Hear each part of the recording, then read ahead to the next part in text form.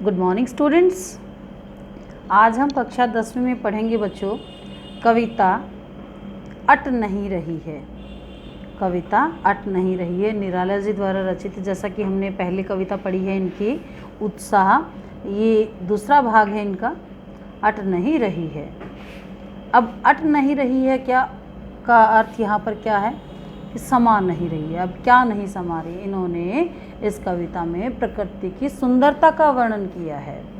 प्रकृति की सुंदरता का वर्णन किया है और इन्होंने फाल्गुन मास की जो सुंदरता होती है, फाल्गुन मास के महीने में जो मनमोहक दृश्य प्रकृति की होते हैं उसका वर्णन किया गया है कि फाल्गुन की शोभा इतनी अधिक है कि वह कवि की आंखों में समा ही नहीं पा रही है।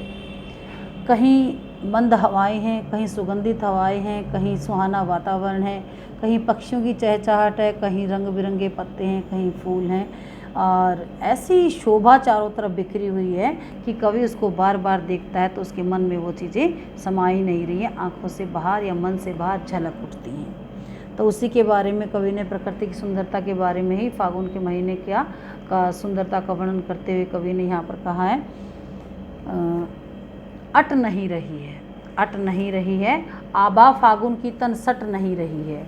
अट नहीं रही है, आभा फागुन की तन सट नहीं रही है। अब अट मीन होता है समाना या प्रवेश करना, आभा मीन चमक, फागुन मीन फाल्गुन का महीना आपको पता है, सट मीन स्पर्श करना। अब प्रस्तुत पद्यांश हमारी हिंदी की पाठ्य पुस्तक क्षितिज भाग 2 में संकलित। प्रस्तुत पद्यांश हमारी हिंदी की पाठ्य पुस्तक क्षितिज भाग 2 में संकलित अट नहीं रही कविता से लिया गया है। इसके कवि निराला जी हैं, इसके कवि निराला जी हैं।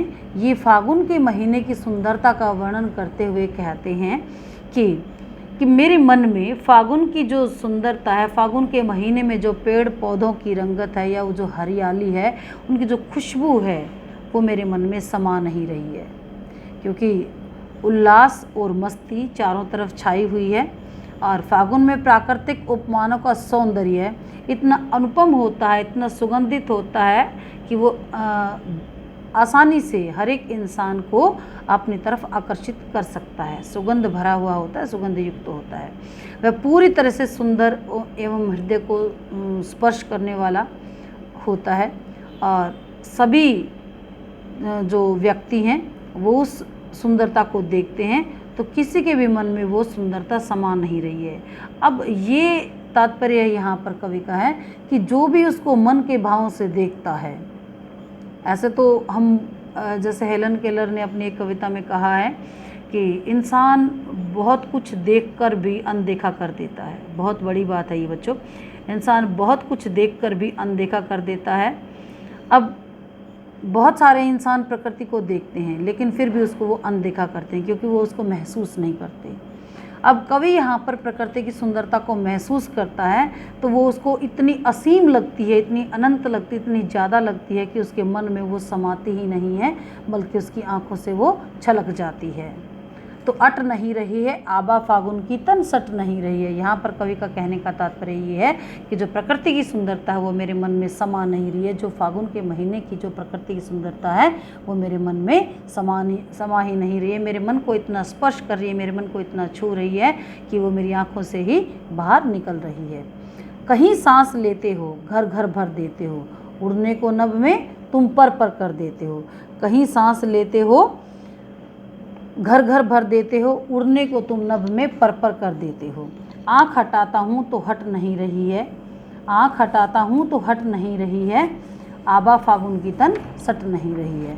अब इसमें कवि क्या कहते हैं कि फागुन के महीने की सुंदरता का वर्णन, यानी कि फागुन के महीने को संबोधित करते हुए फिर से कहते हैं कि हे फागुन, कहीं सुगंधित हवा का झोंका आता है, कहीं सुगंधित हवा का झोंका आता है तो ऐसा लगता है कि तुम जैसे खुलकर सांस ले रहे हो।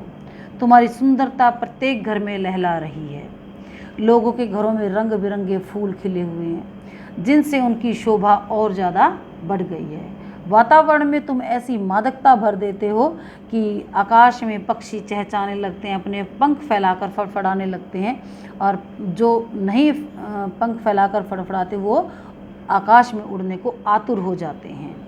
इनके कोई भी ऐसा नहीं है जो इस प्रकृति की सुंदरता से खुश ना हो। मैं तुम्हारे सौंदर्य से आंख नहीं हटा पा रहा हूँ। और हे प्राकृतिक दृश्यों, हे फागुन के महीने के दृश्य, मैं तुम पर से अपनी आंखें नहीं हटा पा रहा हूँ। क्यों नहीं हटा पा रहा हूँ? पत्तों से लदी डाल, कहीं हरी कहीं लाल, कहीं पड़ी है उर में मंद मंद पुष्पमाल, पाट पाट शोभाश्री पट नहीं रही है। हाँ, हट नहीं रही है पत्तों से लदी डाल। अब चारों तरफ देखते हैं, कहीं कहीं पर कहीं हरे भरे पेड़ हैं, पौधे हैं और हरे भरे बहुत ही कोमल पत्ते हैं और उन पर पेड़ों पर पौधों पर लगे हुए लाल लाल फूल हैं, तो वो बहुत सुंदर लग रहे हैं। उनकी खुशबू बहुत मन को मोह लेने वाली है।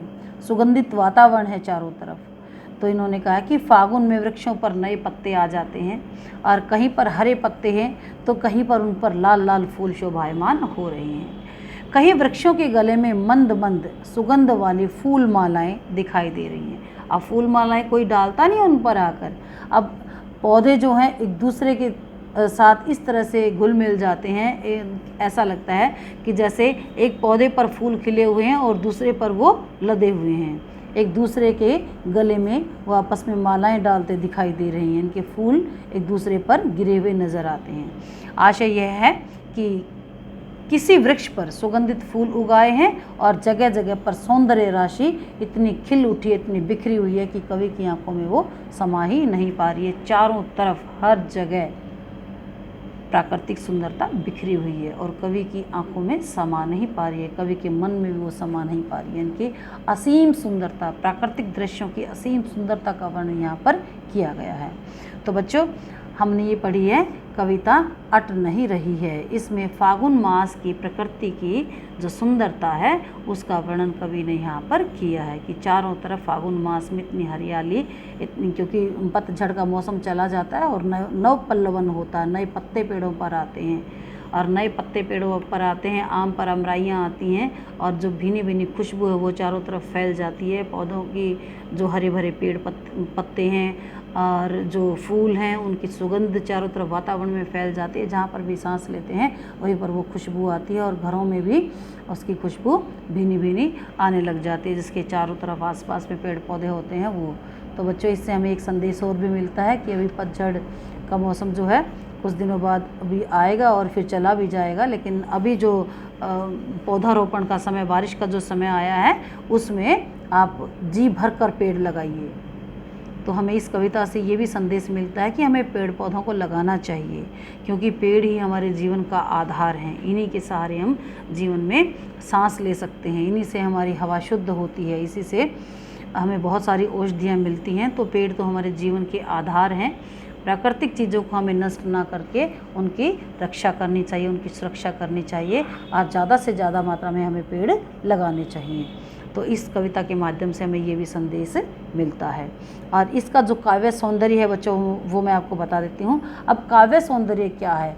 काव्य, ये जो काव्य हमने पढ़ा है, कविता हमने पढ़ी है, इसका सौंदर्य है। इसका सौंदर्य का तात्पर्य इसके शब्दों में किस तरह का वर्णन किया गया है। हिंदी खड़ी बोली संस्कृत निष्ठ भाषा का प्रयोग इसमें किया गया है।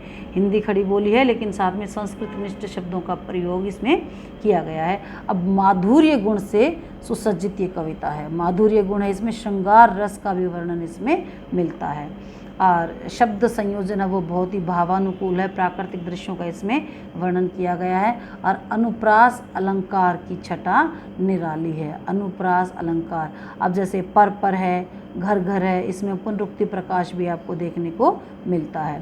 तो दृश्य बिंब का सुंदर प्रयोग हुआ कि मतलब ऐसा लग रहा है जैसे कि हम उन प्राकृतिक दृश्यों में खुद को देख रहे हों। तो ये दृश्य बिंब का सुंदर वर्णन यहाँ पर किया गया है। तो ये थी बच्चों अट नहीं रही कविता।